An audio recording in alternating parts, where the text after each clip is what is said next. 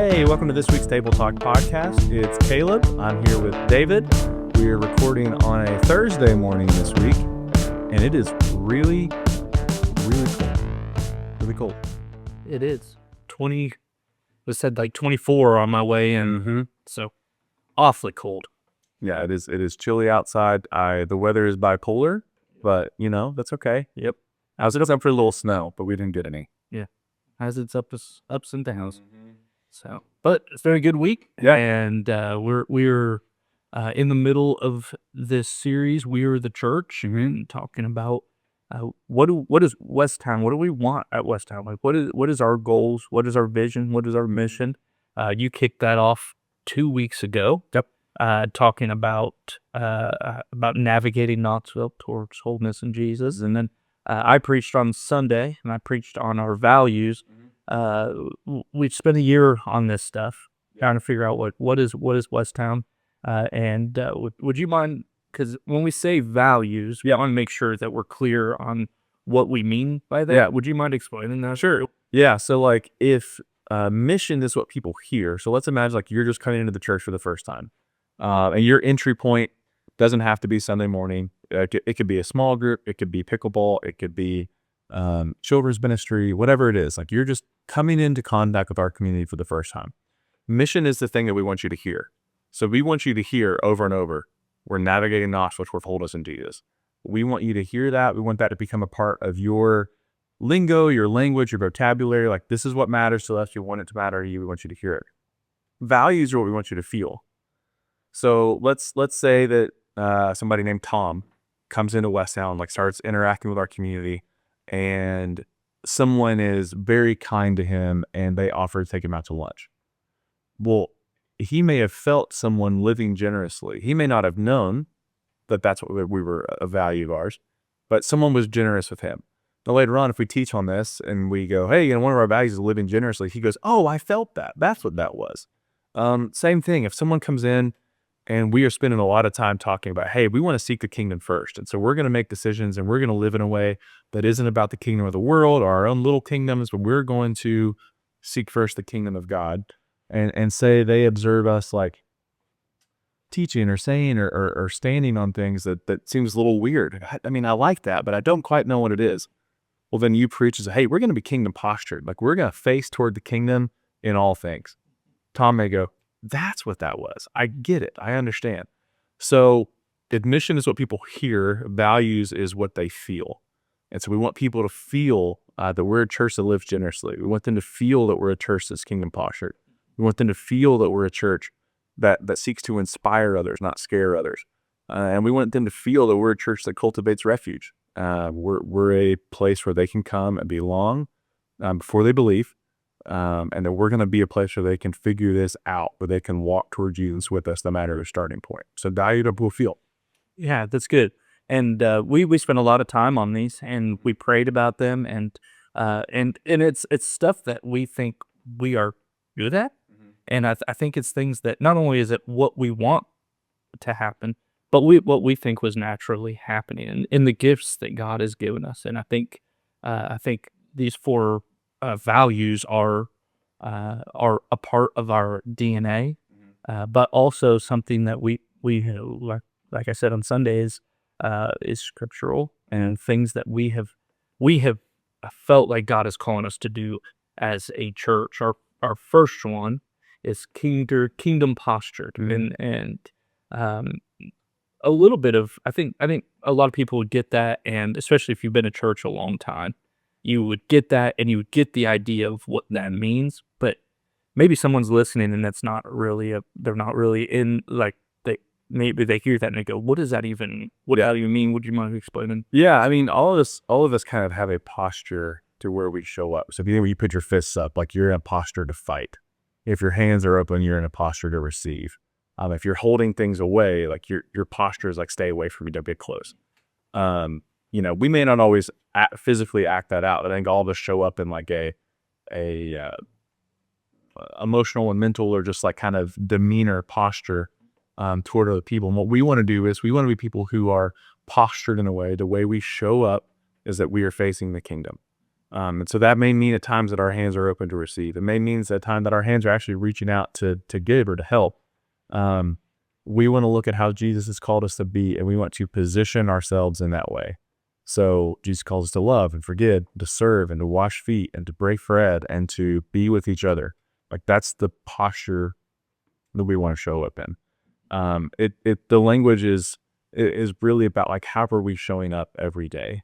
Are we showing up in a way that prioritizes ourselves or our wants or our desires or whatever? Or are we waking up each day and approaching the day with a stance and that posture of, I want what the kingdom wants. I want what the king wants. And where Jesus calls me is where I'm going to go. So that's kind of the idea there. Yeah, when you run into people, they know which kingdom you're a part of. It's just obvious by how you're living it. And this may be a terrible like analogy, but I think of like the 300, where he sends that representative, and he goes and he's like, I represent, and it's this big figure. He's from he's who he's representing and stuff like that. Ours is the opposite, that we want you to know what kingdom we represent and what one we're postured from. Just by being around you, people should know that there's something different, that you're a part of a different kingdom. Yeah. And it's God's kingdom, whether Christ is king. I love the image of a kingdom posture, because it's just, man, where do I align myself with? What am I going towards? Which kingdom am I representing? It's not just saying be a Christian. It's like, no, my posture, the way I live, the direction I'm going, the way I represent is part of this bigger kingdom, something that I get to be a part of. Yeah, no, exactly. That's what we want. And it's like, to be kingdom posture, like, isn't just an activity on our end. Like you said, it's a gift that we get to have and to be a part of. And so, yeah, it's an invitation for us. And I believe when we open ourselves up, we posture ourselves toward the life of the kingdom, our life gets better. May not always get easier, may not always get happier, more fun, but it gets better. I'm better in a way that goes beyond like temporary, fleeting kind of pleasure, but better in a way that's like, this is deeply satisfying in my bones, because I know I'm a part of something bigger and better and greater than myself. Yeah, I love that. And coming out of that, I think, which is kind of cool, is I think these kind of flow into each other, which is when people see that, when they see how you're postured, when they see how you are kingdom postured, how you are chasing after Christ, our hope is, this is our next value, which is inspiring. We want to inspire people to follow Jesus. That was our tagline for many years, inspiring people to follow Jesus. And we love the idea of inspiring. We're not just commanding. We're not just like, hey, do this, because it's like, no, we're living this. We're doing this. Could you speak then to that, son? Yeah, I mean, I think all of us are familiar with maybe certain church expressions that you could replace inspiring with scare or intimidate or condemn, on a scare others into following Jesus, or condemn people into following Jesus, or whatever it is. I think when you look at the life of Jesus, what you see is him inspiring people and pointing them to something better. I think about all the stories about the kingdom. I think the kingdom of heaven is like, like a mustard seed that sprouts from the ground and grows until it covers a whole earth. Like that idea of like, that's inspiring. When Jesus says like, hey, you have like faith can move a mountain, like that, that's inspiring. And then I think you see it in the earliest followers in Acts, where like they inspired the Roman Empire to follow Jesus, not because they were the loudest, not because they were the scariest, not because they were the most intimidating. It's because they loved and took care of one another and outsiders so well that it captivated the mind of the people. And said, wait a sec, there's something to this. I think that still can happen today. Oh yeah. And that's not to say that like inspiring others means that we're like lovey-dovey fluffy all the time and don't talk about real things. It's just that we talk about real things in a way that's meant for people's good and their help and their benefit and their hope, not because we see them as people to be condemned or yelled at, right? And that's especially true for people that are outside the church, like,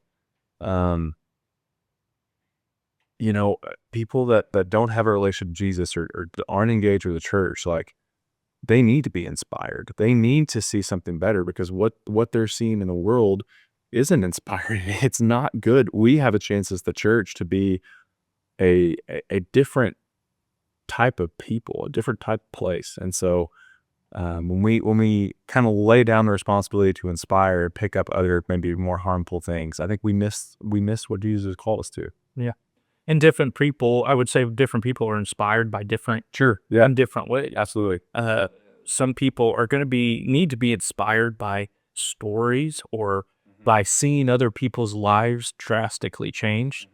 Some people are going to need to be inspired by thought or by explaining things, and that makes sense, and to Bible says be prepared to give a reason for the hope that you have, and so for them to see stories or to be explained, and so there's just all these different ways to be touched by the church in a way that is inspiring to them. I want to be a part of that, and so what I like about inspiring is it's not forcing. It's not. It's saying like, hey, follow me as I followed Christ.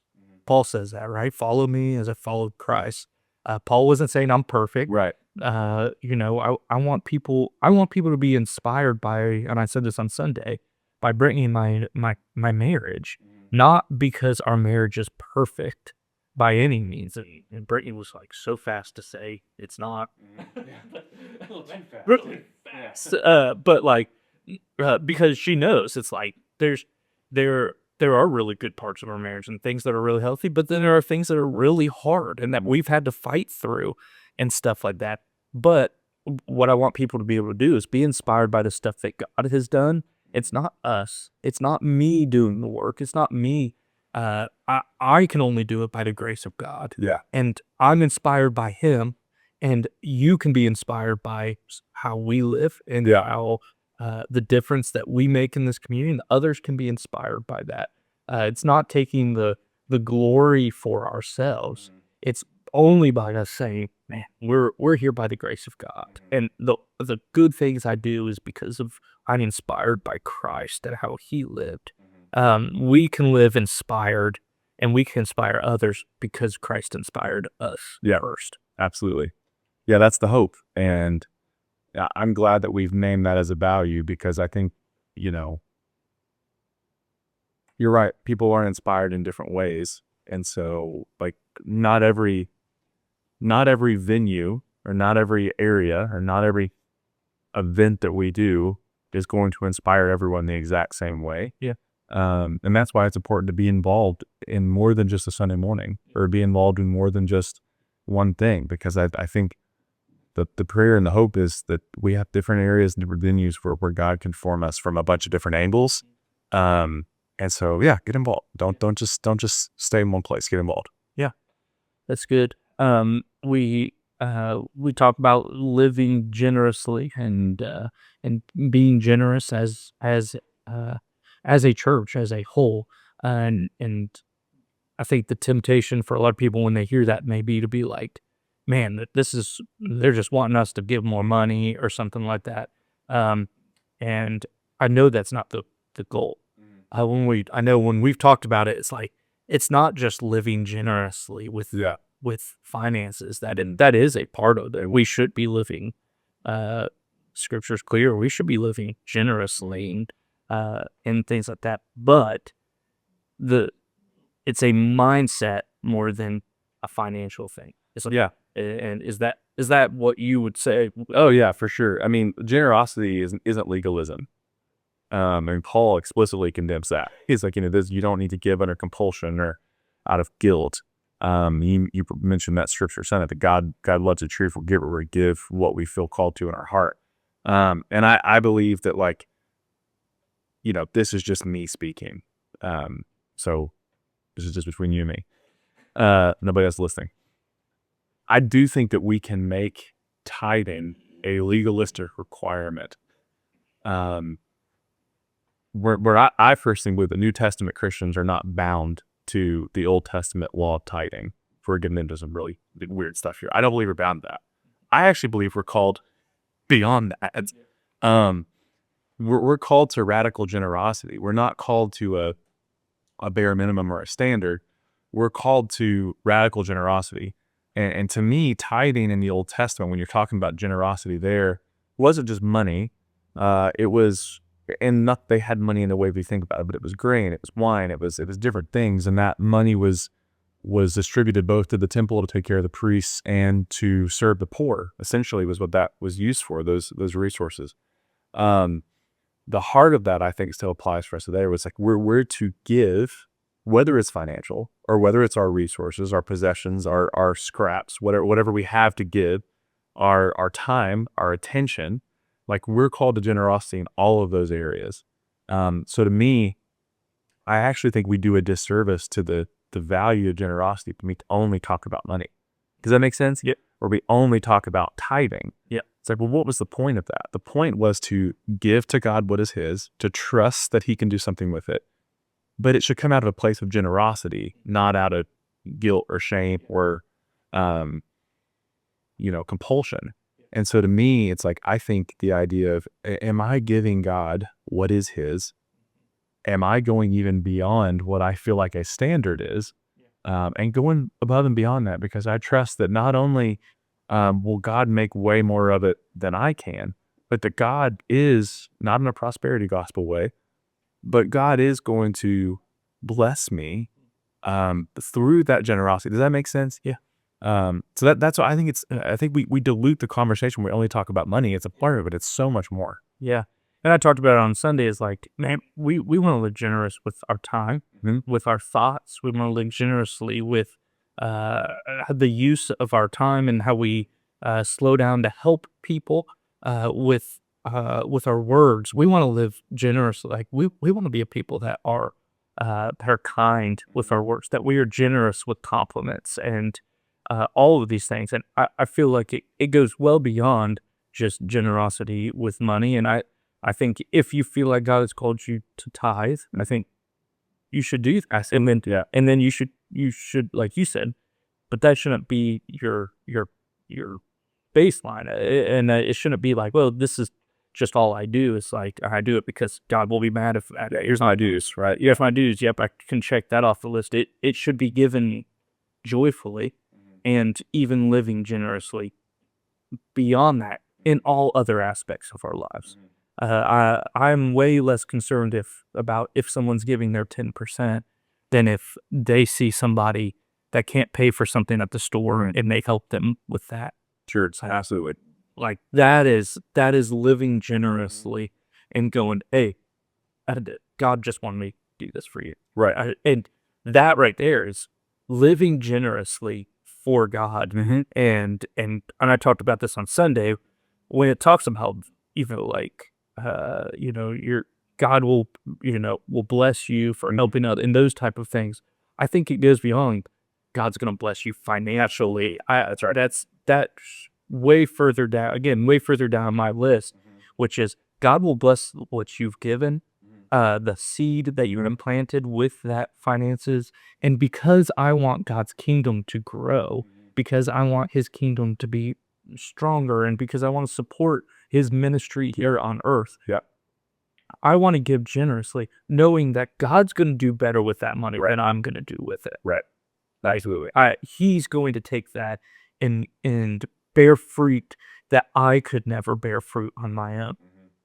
When I buy something for somebody at the store, when I give to the church, when I help somebody, and when I'm generous with my time, and I take a Saturday to go deliver meals and to take time to talk to people, not just, all right, here you go, bye, I see you.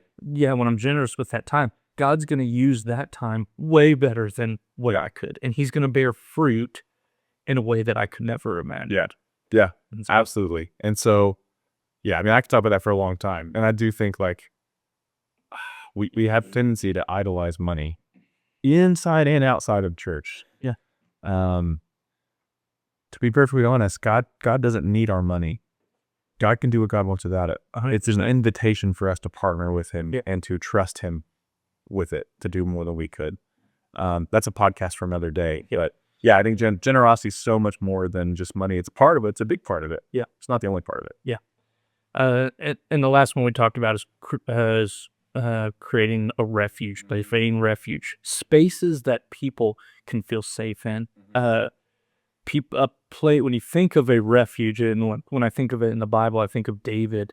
He's in Gedi. He's out in the middle of the desert. There's nothing around. Yet there's this place that's green and lush that he has found, that he's safe at, that he knows, that he can go back to, that gives him a safe place to connect with God. And I know a lot of his stuff was written there. And for me, I look at West Towne and I go, man, I love that about West Towne.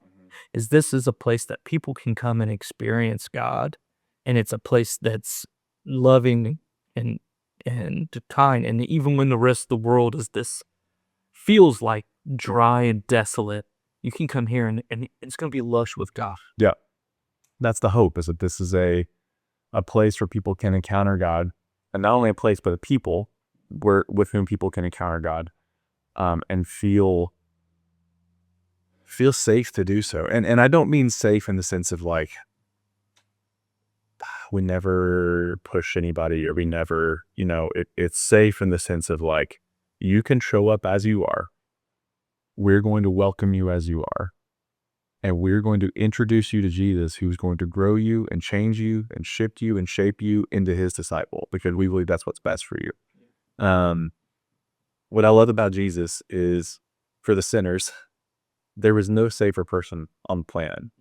He received them.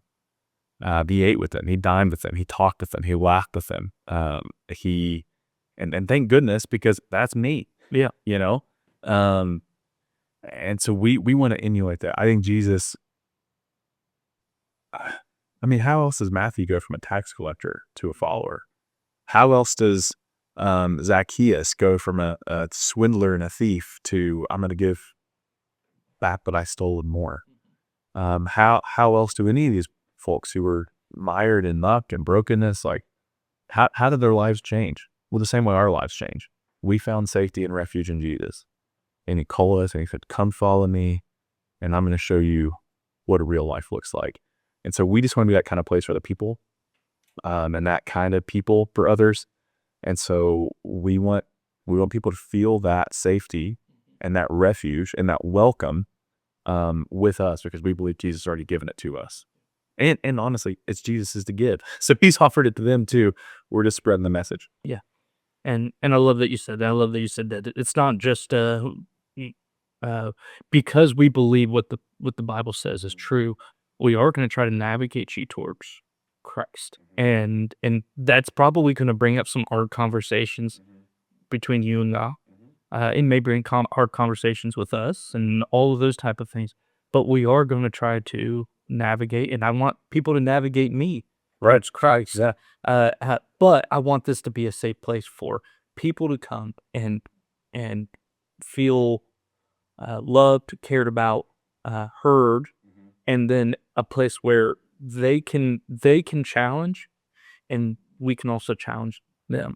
I think that's ultimately what a refuge is. It's a place where people can come, they feel safe, but also challenged, and I love that as part of our values. Yeah. And that I think we do well with that. If you experience hurt from a church, if you have somebody that says, yeah, my church was mean to me, or if all they wanted was money, we just got done with that conversation. We don't want to be that. Yeah. We want to be loving and kind and gentle. Also steer and navigate you towards Christ. Doesn't mean we're going to say everything you do is fine. Right. But it will push us to or we should be loving and kind and a refuge for those. Yeah. We're continuing this series this week, correct? Mm-hmm. Yeah, we'll get into kind of our outcome. So what is our hope for ourselves? Like, what's our hope for each other? And yeah, it's gonna be fun. I'm excited to talk about it. Okay, that'll be good.